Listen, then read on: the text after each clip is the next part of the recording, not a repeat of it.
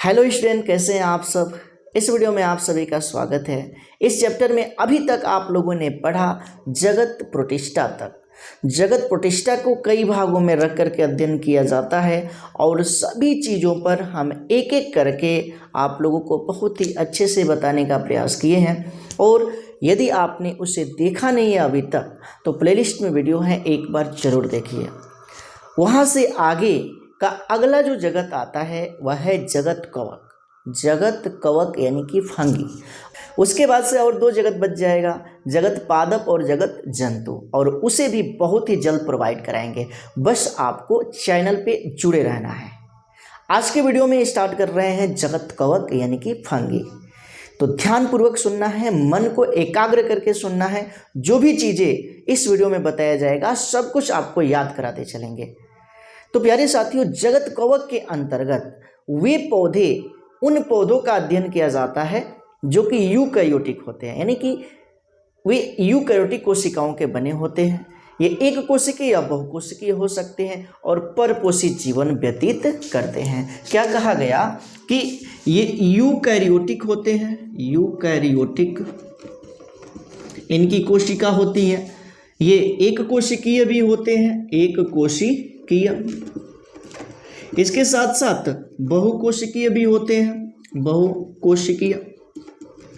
एक कोशिकीय जैसे कि इष्ट, बहुकोशिकीय बहुत सारे, सबके बारे में बताया जाएगा। उसके बाद से ये परपोषी जीवन व्यतीत करते हैं। क्या करते हैं? परपोषी।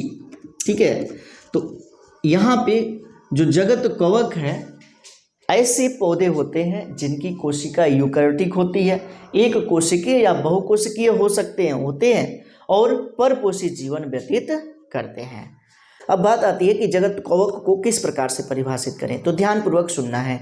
क्लोरोफिल व संवहन तंत्र रहित विविध पोषी पादप क्या होते हैं? कवक होते हैं। तो क्या कहा गया? क्लोरोफिल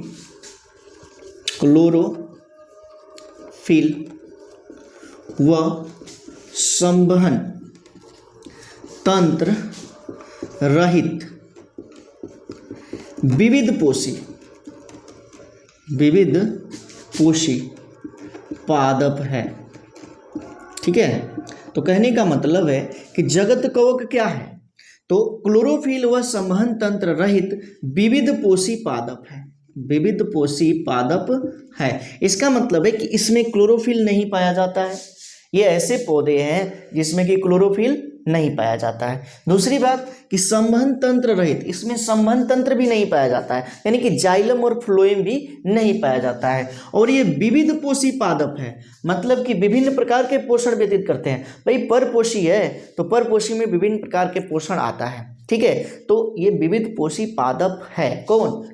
कवक। कवक के अंतर्गत जितने भी पौधे आते हैं वे क्या होते हैं? क्लोरोफिल व संवहन तंत्र रहित विविध पोषी होते हैं। बात किया जाए इनके शरीर का, तो इनका जो शरीर होता है थैलस के रूप में होता है। क्या होता है भाई? शरीर थैलस के रूप में होता है।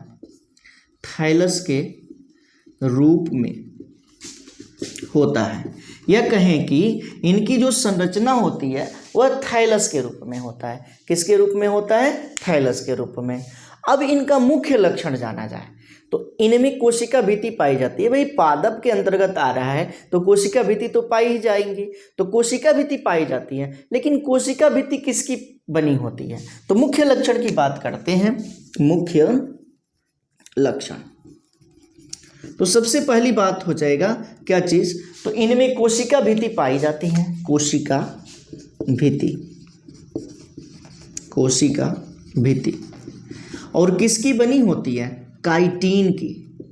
कवकों की कोशिका भित्ति जिस पदार्थ की बनी होती है वह क्या है? काइटिन है। यानी कि इनमें कोशिका भित्ति पाई जाती है और काइटिन की बनी होती है। दूसरी बात कि इनमें जड़, तना, पत्ती जैसी संरचनाएं नहीं पाई जाती हैं। ठीक है, क्या कहा गया कि इनमें जड़, तना, पत्ती आदि नहीं पाई जाती है। ठीक है। तो कोशिका भित्ति होती है लेकिन किसकी बनी होती है, काइटिन की। दूसरी बात कि इनमें जड़, तना, पत्तियां ये जो है नहीं पाई जाती हैं। उसके बाद से जो इनका संरचना होता है, इनकी शारीरिक संरचना होता है वह धागे नुमा होता है। क्या कहा गया, इनकी संरचना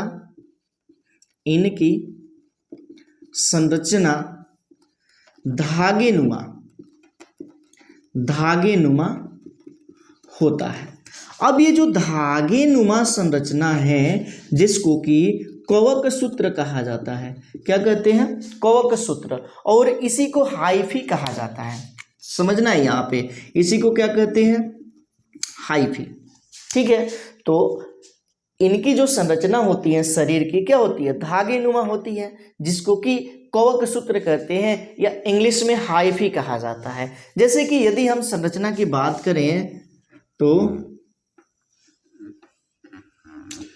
इस तरह की ये सूत्रवत संरचना होती है और इसी को जो है क्या कहते हैं, हाइफी बोला जाता है।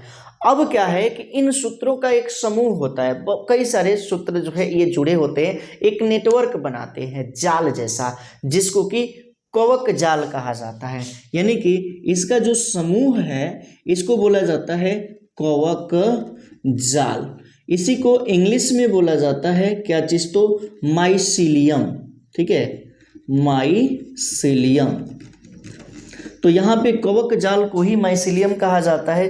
तो इनका जो शरीर होता है, इनकी शारीरिक संरचना धागे नुमा होती है, जिसको कि कवक सूत्र यानी कि हाइफी कहा जाता है। और कवक सूत्र के समूह को कवक जाल कहा जाता है। जैसे कि आप लोगों ने मशरूम में देखा होगा, इस तरह से जो है मशरूम की संरचना होती है और इस पर इस तरह से बहुत सारे धागे जैसी संरचनाएं बनी रहती हैं। ठीक है, धागे जैसी संरचना बनी होती है और इसी समूह को क्या कहते हैं, माइसीलियम कहा जाता है, यानी कि कवक जाल कहा जाता है। आगे ये सारी चीज़ें आप लोगों को विस्तार से बताई जाएगी। अब बात करते हैं कवकों का अध्ययन। तो कवकों का अध्ययन कहाँ पे किया जाता है, तो कवकों का अध्ययन स्वाभाविक सी बात है कि कवक विज्ञान के अंतर्गत किया जाता है। किसके अंतर्गत किया जाता है, इनका अध्ययन कवक विज्ञान। ठीक है, किसमें होता है, कवक विज्ञान में। लेकिन इसको और भी नाम है, एक ही नाम नहीं है। इसको माइकोलॉजी कहा जाता है या आधुनिक तौर पर इसको माइसिटोलॉजी भी कहा जाता है। कवक विज्ञान या माइकोलॉजी या माइसिटोलॉजी के अंतर्गत किया जाता है। आया समझ में। तो कवकों का अध्ययन कवक विज्ञान में या माइकोलॉजी या माइसिटोलॉजी के अंतर्गत किया जाता है। अब बात करेंगे कि इसका जनक कौन है, कवक विज्ञान का जनक। तो कवक विज्ञान का जनक है एंटोनियो मिसेली। कौन है जनक, जनक की बात करें तो जनक है एंटोनियो मिसेली। इन्होंने क्या किया, तो इन्होंने 900 प्रकार के कवकों के बारे में अध्ययन किया। कितने प्रकार का, 900 प्रकार के।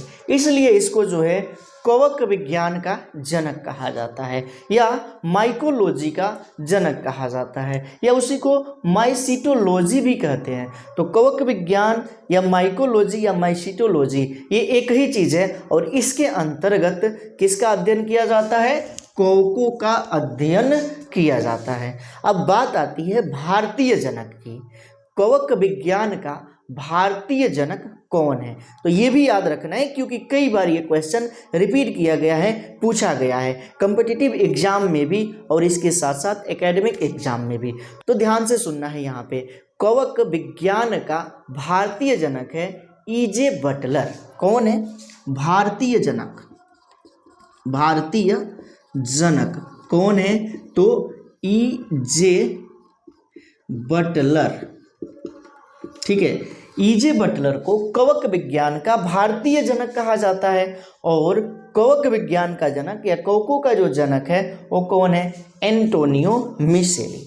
तो उम्मीद करते हैं कि यहाँ तक की चीज़ें आप लोगों ने समझ लिया होगा। अब जाना जाएगा वास स्थान एवं पोषण। ठीक है, वास स्थान एवं पोषण। तो वास स्थान यानी कि कहाँ पे ये पाए जाते हैं और पोषण के बारे में बात होगी, क्योंकि ये विविध पोषी है, विविध पोषी पादप होते हैं और विभिन्न प्रकार के पोषणों के बारे में बात किया जाएगा। लेकिन इससे पहले आप लोगों को क्या करना है कि सबसे पहले आप लोगों को हेडिंग बनाना है जगत कवक, जगत कवक, और इसमें लिखना है कवक क्लोरोफिल तथा संवहन उत्तक रहित विविध पोषी पादप है जिनका शरीर थैलस के रूप में होता है। इनके मुख्य लक्षण निम्नलिखित है। और उसके बाद से पहला लिखना है इनमें कोशिका भित्ति काइटिन की बनी होती है। सेकेंड नंबर, इनमें केंद्रक स्पष्ट होता है। भाई यूकैरियोटिक है तो केंद्रक तो पाया ही जाएगा। उसके बाद से तीसरा हो जाएगा इनमें जड़ तना तथा पत्तियां नहीं पाई जाती हैं। चौथा नंबर, थाइलस धागे जैसे हाइफी के बने कवक जाल माइसीलियम के रूप में होता है। उसके बाद से पांचवा हो जाएगा संचित भोज्य पदार्थ के रूप में तेल तथा ग्लाइकोजन होता है। क्या मतलब? इनमें संचित भोज्य पदार्थ जो है किसके रूप में होता है? तेल व ग्लाइकोजन के रूप में, ग्लाइकोजन के रूप में संचित भोज्य पदार्थ होता है। अगला नंबर लिखना है छठा नंबर, कवकों में अलैंगिक जनन बीजाणुओं द्वारा तथा लैंगिक जनन युग्मकों द्वारा होता है। यानी कि इनमें दोनों प्रकार का जनन पाया जाता है, लैंगिक जनन भी और अलैंगिक जनन भी। अलैंगिक जनन बीजाणुओं द्वारा और लैंगिक जनन युग्मकों द्वारा। नेक्स्ट लाइन से लिखना है कवक का अध्ययन वनस्पति विज्ञान की शाखा कवक विज्ञान या माइकोलॉजी के अंतर्गत किया जाता है। अब इसे माइसिटोलॉजी भी कहते हैं। एंटोनियो मिशेली को कवक विज्ञान का जनक कहा जाता है तथा ईजे बटलर को भारतीय कवक विज्ञान का जनक माना जाता है। उसके बाद से अगला जो टॉपिक आता है वास स्थान एवं पोषण।